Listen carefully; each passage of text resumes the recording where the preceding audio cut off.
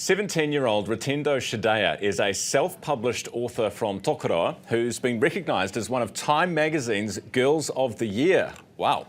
The list features 10 extraordinary young leaders from around the world between the ages of 12 and 17 who were nominated for their global impact.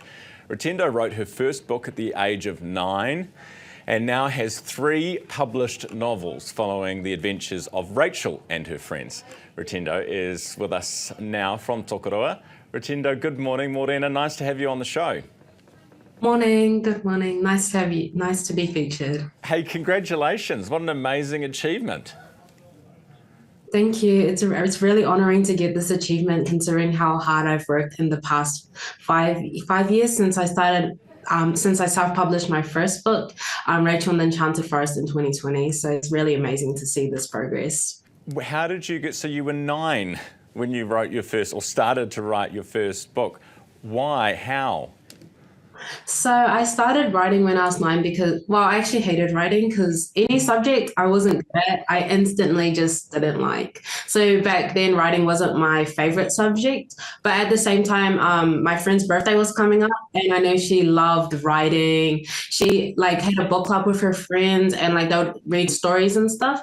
And I wanted to give her the best birthday present. And I was like, why don't I write a book for her? That would be such a cool present. And I was like, despite me not liking writing, I'm going to do this for my best friend because we had been friends, I think since I moved to Tokoroa when I was a baby. And so I decided to write for her. I didn't know what to write, but I wrote based on what I watched on TV, the books I read. And through that, it took me 2 months to write this first draft, and I completed it 2 days after my birthday. And then I had to try and convince my parents to get a bit on board because they thought I was just joking because no one would really believe a 9-year-old saying, I want to write a book. But after getting them on board, this journey took 2 years and I managed to give my friend her birthday present 2 years late on November. And since then, I decided writing isn't that bad after all. And then I self-published 2 books later on. What's your friend's name? Sophie. Her name's Sophie. Sophie. Did she like the book? I hope she did. Yeah, she loved the present. She was surprised. She didn't even know that I would do something crazy like that. So, yeah. What are your books about? So they're a series. So the first book is about Rachel. Her sister gets, so she has to look for her sister. She gets lost and Rachel finds her at this forest. And it's not any kind of forest. It's a magical forest. And within this forest, she finds these elves around her sister. And they tell her that she has this connection to them. And through there, they work on this journey they work together and Rachel realizes why she's connected to this forest and stuff. And then in the second book, it's a follow-up. She's friends with these owls. They are kind of like a friend group, like a superhero group. So they go on this journey to find these missing jewels and they fight dragons, pirates, and pirates on the way to find these jewels, and they have to try and find it in a short time slot.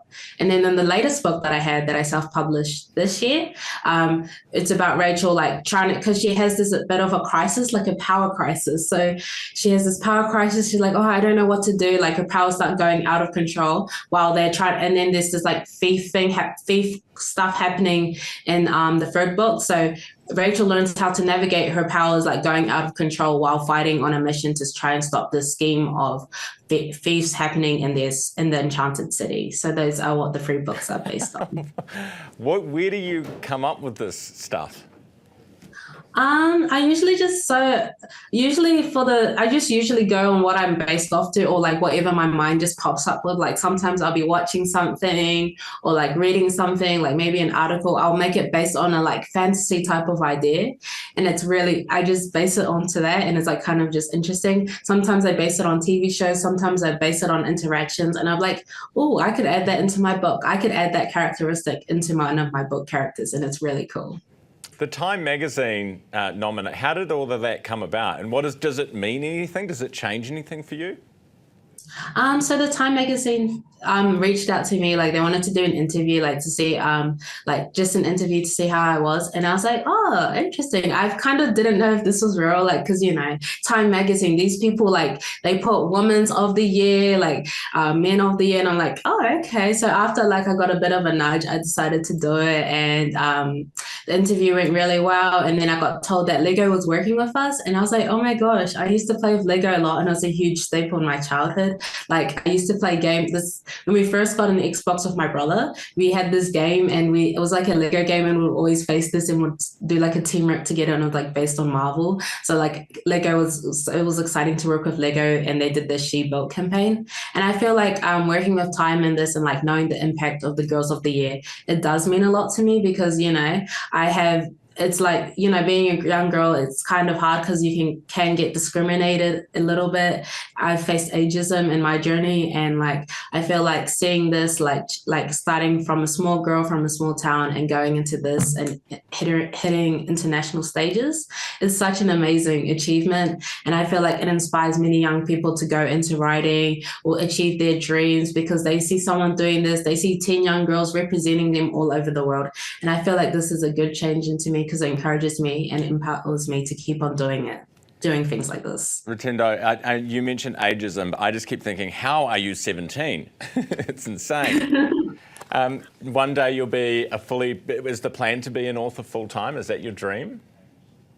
So I'm planning to do like something in sciences, but I don't want to make writing like my full time because I don't want to separate it into something I love. I want to have it as a passion still. I want to try and do that part time, explore into hybrid, like going into traditional publishing. But after school, I plan to do something in sciences, hopefully. And through there, I want to also do side projects. Like last year, I got given money from Creative New Zealand to do this project that I've always been wanting to do, where I published 10 stories and 10 pieces of art from kids around the South Waikato. So I want to do more projects like this because this encourages young people to go into writing and arts, and like their stories will be published into a book and like it'll be launched, and it encourages people to go into that journey. And I hope that I could do that and also finish my series as well. So cool. If people want to buy your books, can they? Where can they do it? So they can buy from Paper Plus, Rotorua. They have my first and second book. You can message me through my social medias, Rutendo's Books, Instagram and Facebook. You can also get it for Books for Kids in Hamilton, and I have two of my books in the Hamilton Library, like Hamilton City Library. And if you're in Tokoroa, you can get it into the Tokoroa Library. I have two of my books there, and those are where you can get my books. Hey, congratulations, Rutendo, and thank you so much for being with me. I've just been told that I've made you late for school because you're meant to be there at 1:45. Sorry about that. I'm sure your teachers will forgive you. Thanks so much.